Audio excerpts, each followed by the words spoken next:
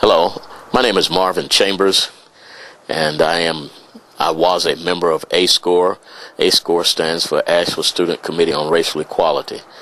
ASCORE was basically responsible for the integration of the city of Asheville back during the time somewhere between the late 1959 up to and through about 1965. The principal persons who were the organizers of ASCORE, of which I happen to have been one at the time, where most of us were seniors in high school, and we saw the need, since there was not a historically black institution in Asheville at the time that the lunch counter sit-ins was in Greensboro.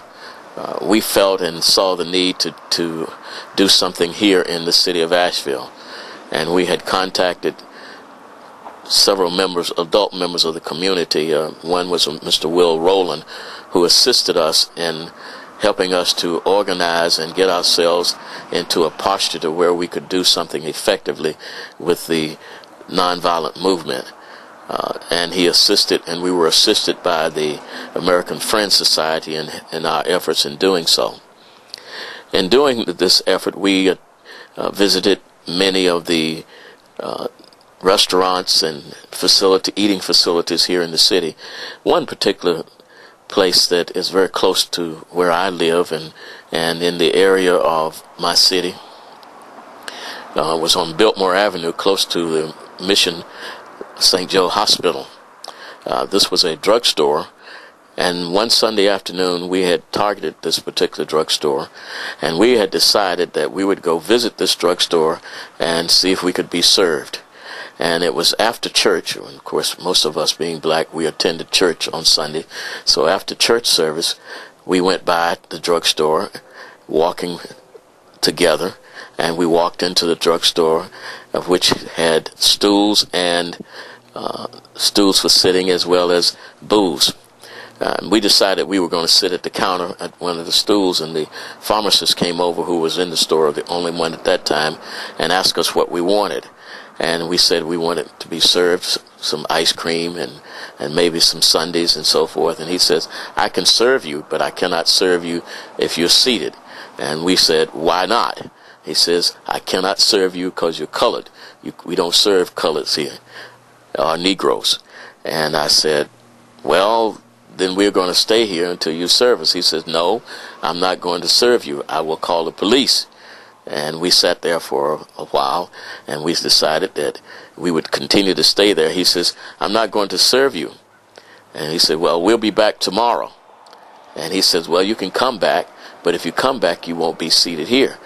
So we said, "Well, who's the manager?"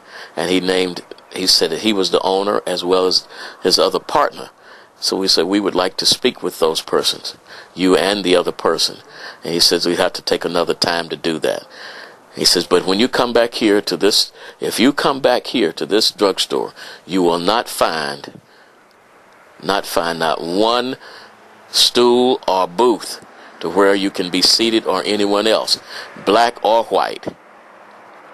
And we said, "Well, we'll be back." He says, "I'll work all night if I need to remove every stool and every booth."